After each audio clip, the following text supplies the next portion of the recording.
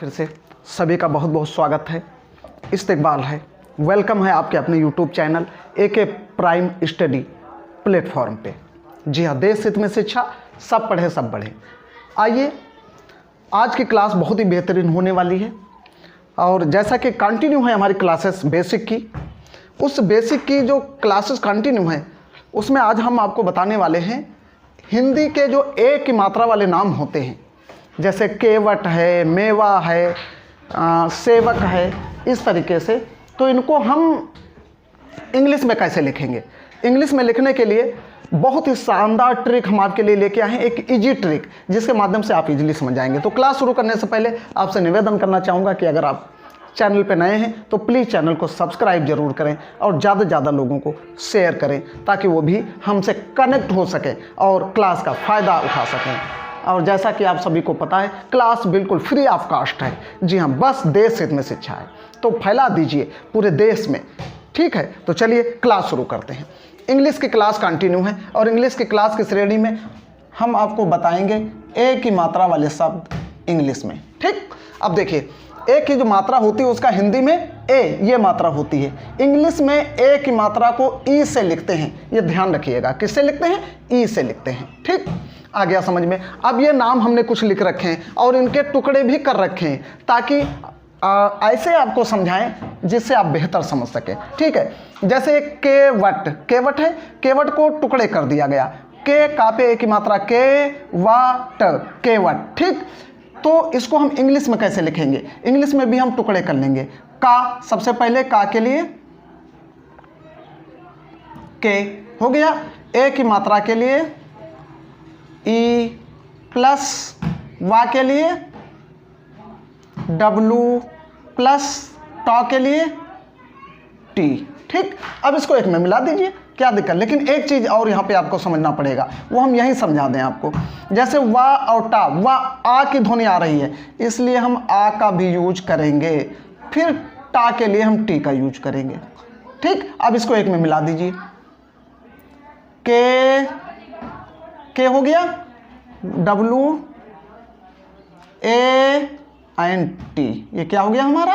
केवट, केवट, ठीक? समझ में आ गया? आगे जावेद। अब ये देखिए जावेद, इस तरीके से इसके टुकड़े हो गए, जा में बड़ा की मात्रा जावेद, ठीक? इसी तरीके से बिल्कुल हमको लिखना है, तो हम पहले इसके भी टुकड़े कर लेंगे। जे, अब इसमें बड़ा की मात्रा के लिए ए का यूज होता है, सभी को पता है। जा, वा के लिए वी, फिर ए की मात्रा है ए की मात्रा के लिए, जैसा कि हम आज ए की मात्रा का ही जिक्र कर रहे हैं इसलिए ए की मात्रा यहाँ पे लिखी हुई है, इसकी मात्रा ई होती है, ई प्लस दादा के लिए डी, क्या हो गया? जावेद। अब इसको हम ऐड कर दें, जोड़ दें, बहुत इजीली बच्चे समझ जाएंगे, जावेद,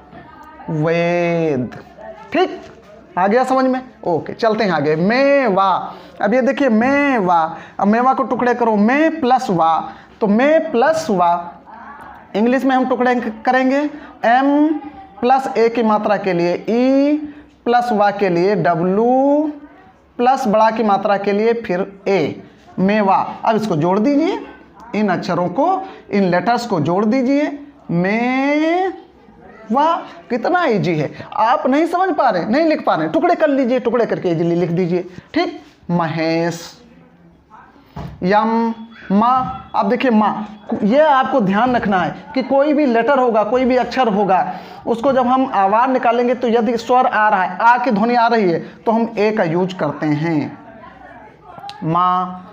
फिर हा के लिए एच, फिर ए की मात्रा है, इसके लिए ई, फिर सा, इस सा को हम एस प्लस एच से लिखते हैं, महेश, ठीक? जोड़ दीजिए, यम, ए, अब इसको जोड़ दीजिए, बाकी कुछ करना ही नहीं है, एच, फिर ई के बाद एस, एस के बाद एच, महेश, क्या दिक्कत है, ठीक? चलिए अगले नाम पे चलते हैं, रमेश। रमेश के टुकड़े करो, मेस, रमेश, ठीक? इंग्लिश में टुकड़े करो, आर, रा हो गया, माँ के लिए रा के लिए आर प्लस माँ के लिए एम, ठीक? ए की मात्रा के लिए ई, फिर इस सा के लिए एस प्लस एच, ठीक, रमेश। अब एक चीज यहाँ पे फिर मिस्टेक हो रही है, देख लीजिए, देखिए रा रा रा, जब हम रा बोलते हैं तो आ की ध्वनि आती है, ठीक है। तो रा के बाद मतलब आर के बाद ए का भी यूज होना चाहिए, ठीक है। रा प्लस आ प्लस एम, ठीक, तब रमेश होगा। आइए अब इसको जोड़ दीजिए। सबसे पहले आर, आर के बाद ए के बाद एम के बाद ई के बाद एस के बाद एच, क्या हो गया? रमेश, ठीक। इसी तरीके से सुलेखा।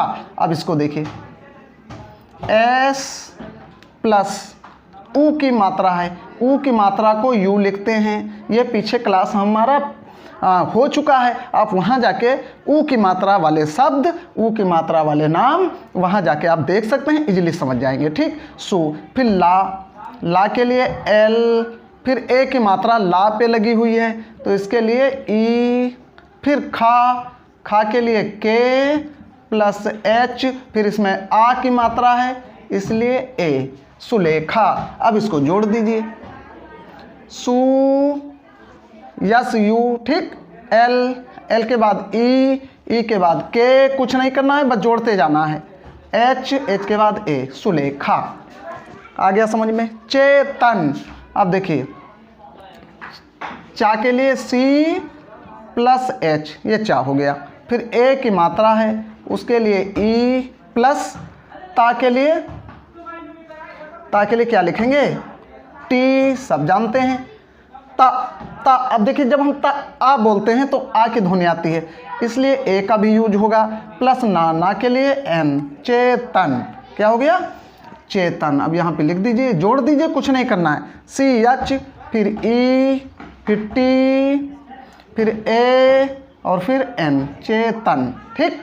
इतना आ गया समझ में आपके? Okay, very good. फिर चलते हैं गणेश। अब गणेश के टुकड़े हो गए, गणेश, ठीक। अब इंग्लिश में टुकड़े कर लीजिए।